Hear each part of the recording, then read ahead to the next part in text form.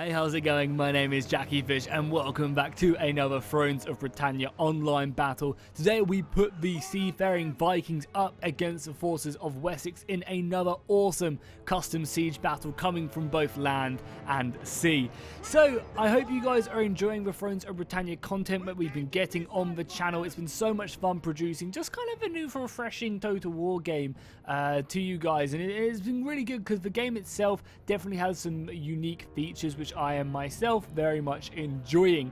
If you guys want to win a free copy of Thrones of Britannia, then look no further. I am currently holding a competition. You'll be able to find it down below in the description, and I'll also put it in the comments. All you have to do is follow me on various social medias, and I will go ahead and pick a winner just after just before the game does come out itself, so you can have it nice and ready for the release date. So in today's battle, me and Pixelated Apollo are going toe to toe in this battle. He is going to be commanding the Viking nations of Dyfin or something like that, I believe, one of the seafaring Vikings, and I'm going to be commanding the mighty legendary forces of Wessex and Alfred the Great.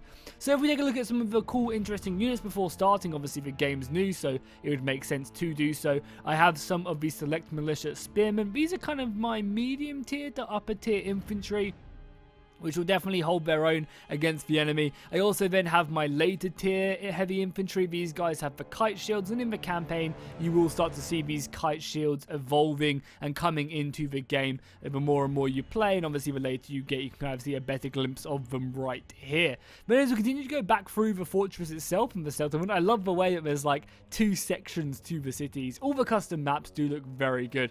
I do have some more of my spear infantry with the kite shields, some of my more lightly armored but kind of quicker axemen who can get around the flanks and do some damage. I have a bunch of javelin men back here, and then defending the outer walls I do have some of my heavy infantry. These guys are my tier 2s, I believe. Yeah, no, my tier 1 royal friends, but they'll definitely do plenty of damage. I also have an amazing shield wall at the gate as well. That looks beautiful. And then finally I do have some more heavy swords along here, along with my general situated towards the inner part of my fortress, and some more spearmen as well. Taking a look at Apollo's infantry before the battle does erupt, he has loads of men on his siege towers, mainly consisting of these heavy Viking warriors, the shield biters, who are a very, very strong unit. I believe he also has a ton of berserkers out here, and berserkers are a very, very potent infantry unit which will do a lot of damage. I think maybe even these shield biters can actually go berserk, because if you take a look at it, there's only 80 of them in the unit, whereas there's 160 in this unit right here, which is just a normal unit of heavy infantry. But as we go further back, we have some more eastern champions. Again, 160 men is scary for any Viking army. And then we do finally have the berserkers back here. This unit is just very hard to kill. We'll definitely have to focus heavily on his infantry line. So let's go ahead and get click play and get this battle underway. Also taking a better glimpse of the city itself. I really do love these custom cities. I believe there's 16 or 19 of them in Thrones of Britannia, and they just add a lot of flavor to the game. Loads of little hamlets you can fight over. I love the positions of the walls, and you know, each settlement does kind of feel very unique, as Apollo has his beach landing force right there. My men on sea are getting slaughtered, sandwiched between the Viking warriors. They're climbing onto my ship and then killing my marines very, very quickly. But mainly this was just a distraction force more than anything else whilst we were playing this battle. I wanted to try and slow up his naval army so that I could encourage his soldiers to get at the wall with their siege towers, which we're seeing right now. Get his men to commit early to the walls, and then use that to my advantage by sending soldiers after defeating Apollo here to the beach landing, and then just try and overwhelm him. That was kind of the plan of the battle, and hopefully we can go ahead and pay dividends on that plan. Also, if we take a look at the balance of power, we can see that, you know, it's very much in Apollo's favor right now. We have similar numbers, but obviously his quality of soldier is much, much better than mine, considering he got, I think it's like 25% more money than I did in the battle. And the extra money is obviously going to help him out a ton, being able just to afford, you know, a couple extra upgrades on his infantry, and being able to just tier up. So instead of having tier 2 units, he can have a lot of tier 3 infantry instead, and, you know, bring more of these berserker units and the shield biters. The heavy axemen is obviously what the Vikings are known for, having that huge axe infantry. And you can see he is starting to overwhelm my position right here. I am committing more and more soldiers over to this, but again, it's spear infantry, and the spear infantry aren't going to just slaughter a lot of the men coming over. He's also using his archers to focus down my archer force, which is a very sensible way of attacking. Getting rid of the enemy missile force is always very, very smart. We are going to be getting our first assault on the breach. Men, hold the battle line. Hold, brave men. Keep them at bay as the Viking ships do just come flying off. The Vikings charging into battle. My god, that looks so awesome. Just having the Vikings flying out of combat, charging the breach defense. My shield castle is going to have to hold. Unfortunately, though, this is a lot of walls, and I've actually left a huge gap in my shield wall. That's not good, but it's going to allow him just to come round the side and destroy me. But this is going to be a slow process. He can only deploy 4 or 5 ships at a time. So again, this whole kind of situation is simply just biding my time. I've committed a good portion of my force over at the walls, and we need that to really come in and just smash. If I can kill his force there, then I can deploy the rest of my army over at the bridges and just hold the Viking forces in place. As I'd much rather... Wait, did these guys rout? No, they didn't. I'm just pulling them back for whatever reason. I guess I'm probably bringing them back here to try and help out there.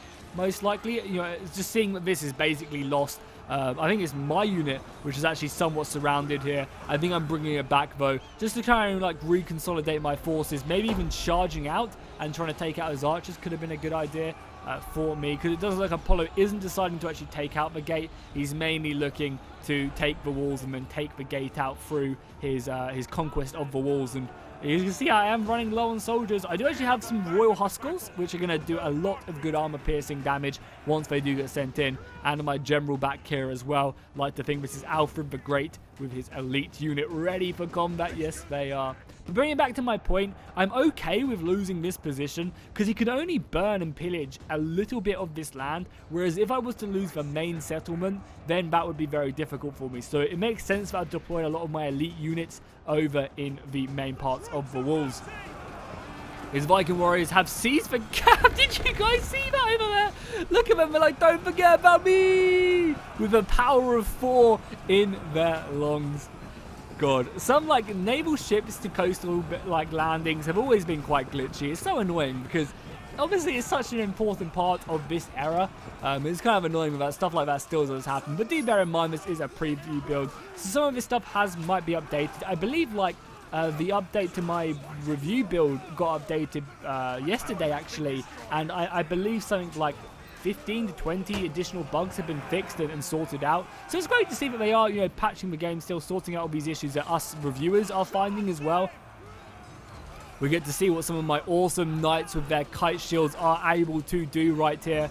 Fighting hard against the battle line. So I formed up kind of like a secondary defense right here. I've got some of my sword infantry there, and I believe also I'm going to look to try and hold this position as well. You can see I'm also trying to keep the enemy at bay and just here for as long as possible. Luckily, I'm not having to deal with Apollo's full force of his navy because I am... oh my god, I'm actually winning over here. What is this unit?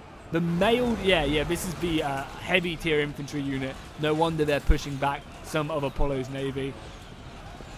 And one of the interesting things to note as well is that naval units are no longer smaller in Thrones of Britannia. They are the same size as any other infantry unit. So because of that, they can really go ham. There we have it. The walls have actually been taken. And that's going to allow Apollo to push through any infantry he had left remaining now into the fight. He's actually bringing up his berserkers as well now. So this is when stuff starts to get very scary for me. But my battle lines seem like they're doing okay. But I don't think for much longer as the berserkers are charging him ferociously. Look at them, they don't care. They're just like, bring it on, you English scum. And they have just descended into my back ranks.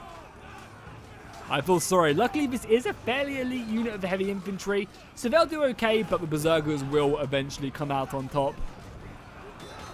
And be able to finish off my formation very nicely. Looking down the rest of the battle line, you can see my positions are doing okay. My spearmen are holding their shield wall as best they can. And like, you can see it's got pockets of good resistance, especially over here as well. Okay guys, sorry about my little cut there. For some reason my replay just crashed and all the sound went. I think it was because the replay was out of sync technically. But we went ahead and got Apollo's replay, and that went ahead and hopefully sorted out the issue. But anyway, back to the battle. We can see Apollo fiercely pushing the beach, burning and pillaging as he goes. My loyal infantry though still holding back his axemen, who don't even have shoes on, goddammit. These guys are barefoot. I guess it does give them some good grip on the boats though, rather than having them shoes. But it does look like the beach is being overwhelmed by the forces of Apollo. I still have a few pockets of resistance, as we can see. The fighting is horrific. Let's go ahead and go in slow-mo just for a little bit as we continue to watch the fight unfold. I really don't want to miss any of the action. You can see I am starting to form up my outer defense, or my inner defense, I should say, right here. I've got my archers and my javelin men situated at these bridges, and this is where I'm going to hold his force. And as I've been saying throughout the replay, if we can just beat back his army here, which isn't looking too hopeful at the moment, but if we can just push him back here, then we could have a great opportunity to strike deep into his forces and just kind of funnel him in down them two bridges and win the day. However, Apollo isn't going to give up lightly, and he's going to continue to harass my front lines. I've just got to hope that my front line is strong enough at this wall position. I also do have my general as well, who will be making his way into the battle very, very soon as well, to go ahead and help rally them out. There's so many soldiers here. It's not just like it's weak soldiers either. It's huge axemen. They're all tier 3, you know, Eastman Huskels tier 3, tier 2 champions. There's a lot of really good units here. I also do love about the seafaring Vikings, about their flags. I really do enjoy the way that they are kind of shaped like ship sails. I think that's a nice touch to their units. But as we can see right here, I am starting to commit the last positions of my forces. I've got some javelins right there having to be engaged. But I've also got my Royal Huskels as well. And the Royal Huskels are very, very elite. And they should hopefully just cut through the remnants, at least on this side of the battlefield. But then it's also then having to deal with the soldiers over there. Also, so because I'm now using Apollo's replay, all the stuff the advisor is saying will be from Apollo's point of view. So it's kind of like it's switched around. Sorry it's annoying to do this, but it was the only way I could seem to get this replay to work, due to the fact that they are updating the review build as we go. But, you know, as long as the battle works and we get to see how this bad boy ends, that's the main thing.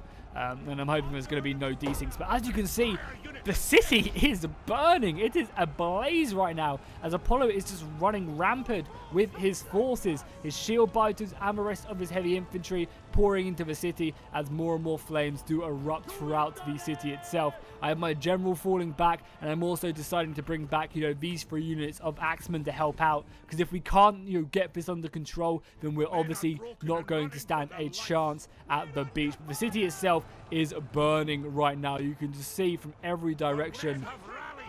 At the beach, we have plenty of burnt down houses. I still have a few more scattered infantry, and again, some of these units that are standing still could be because of the desync. Hopefully that won't affect us too bad. The majority of the battle does seem like it's playing out like it should.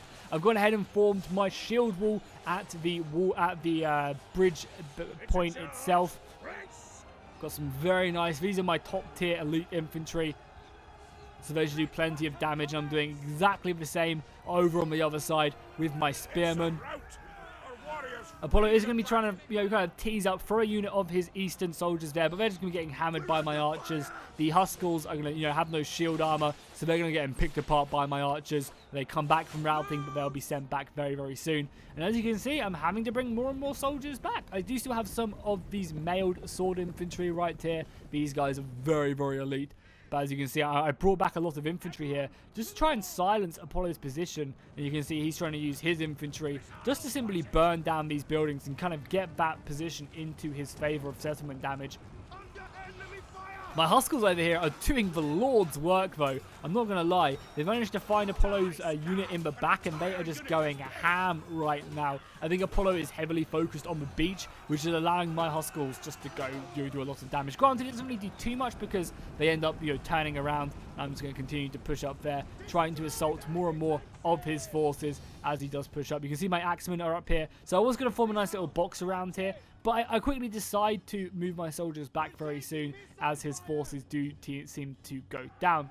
Apollo is continuing just to get more and more of his men off the boats. If we look at the balance of power as well, we can see that I actually have the advantage. I am now classed as the enemy on the balance of power bar, and I have a lot more men. Granted, I think Apollo has a lot more quality in his soldiers, but, you know, he's going to be just committing more and more of his men off. And he also has this awesome set of soldiers right here as well. 100 Royal Huskels right there. You know, in that huge ship, they'll be doing plenty of damage. And it does look like he is trying to push up here now with some of his elite soldiers. And these soldiers are going to be doing quite a bit of damage to my front lines, to be honest. They have the advantage of, you know, axe infantry against spears. Never really will go well. However, I do have my javelins, and this is exactly what the javelins are here for. Just to lob in and take out these archers and just cause a lot of damage. That's kind of what I'm going to be relying these guys to do. And we can just see we're in a perfect overlook position.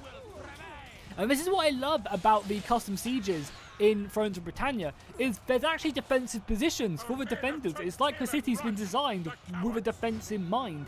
Whereas I feel like in Attila, they just didn't have that. They were just like square cities with some interesting positions, don't get me wrong, but nothing as much as in Thrones of Britannia. I feel like pretty much every single city feels like, you know, it's unique and interesting and has that feel of, you know, the defenders in mind, with choke points and, you know, wall positions where archers can go and stuff.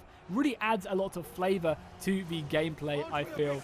My javelins going off. And this is going to be one of the major engagements right now. You can see by the javelins, some of them finding their mark, the others finding into that late period kite shield right there. My own javelins going off and just racking up so much damage to Apollo's front line. We are going to be routing his infantry here, which is really, really nice. He obviously does still have plenty more pretty elite soldiers. These are berserkers he has left remaining. So these guys are like the top tier, the best infantry you can bring. And when they go berserk into an infused rage, then they just do so much damage. And obviously they're heavily armored as well. It's not like they've only got no shield or anything that can just shoot him to death. No, no, no. They are very, very elite. And it does look like this replay has desynced. Unfortunately, I couldn't get to it long enough, because when you see these units just sitting around not doing anything, especially over here as well, what happens is they die in the replay, but they're just classed as still being here. So I guess at this point of the battle, I have killed all of this.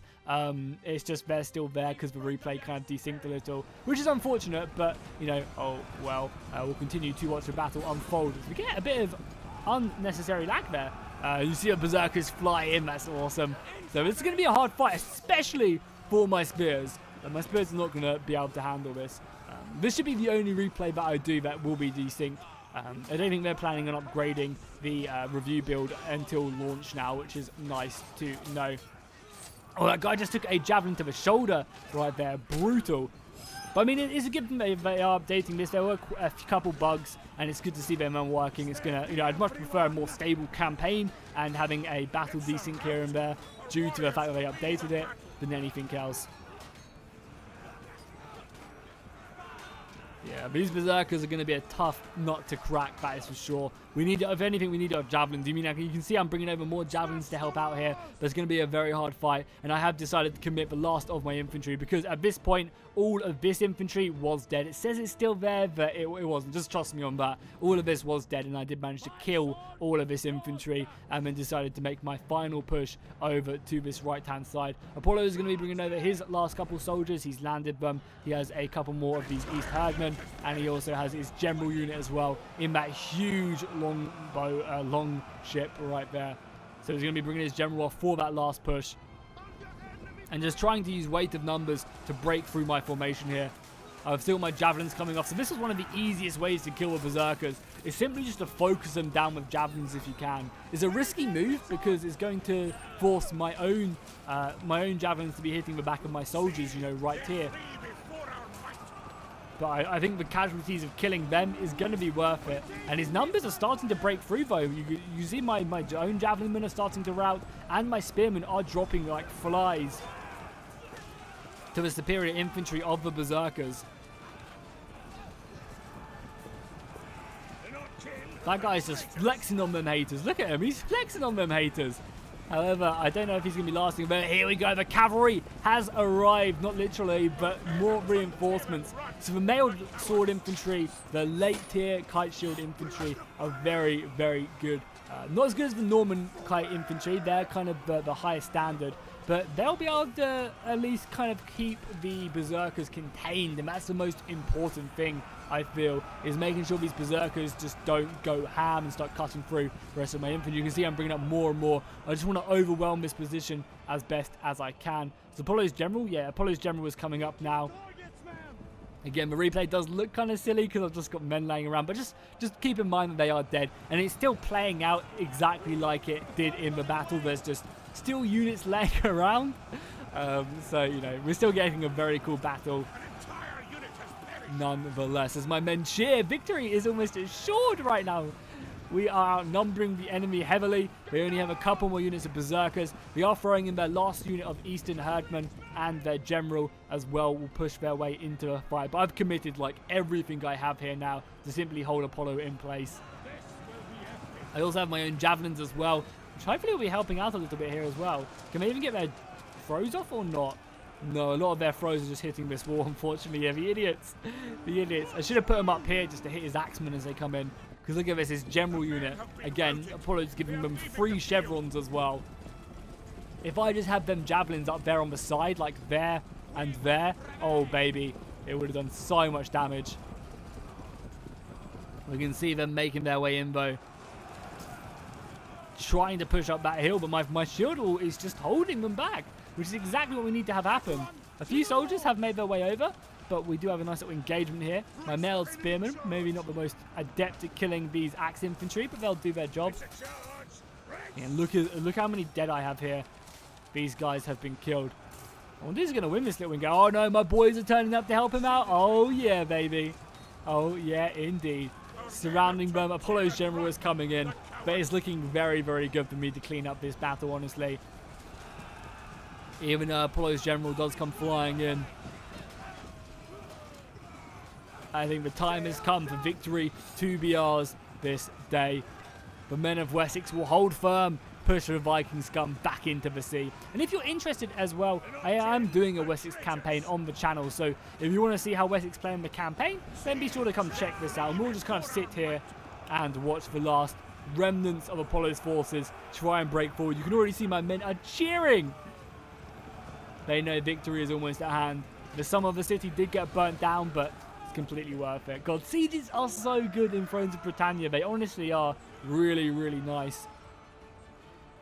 They have done a upstanding job, especially because, like, I feel like sieges in Rome and Attila, and especially Warhammer, have been so kind of meh and nothing too crazy. And it feels like Thrones of Britannia has definitely taken a step in the right direction. So definitely hats off to Jack and the team. The Viking general has now been killed, and that must be all she wrote for their forces. 12 seconds left of the battle. You can see I'm going to be cleaning it up right now.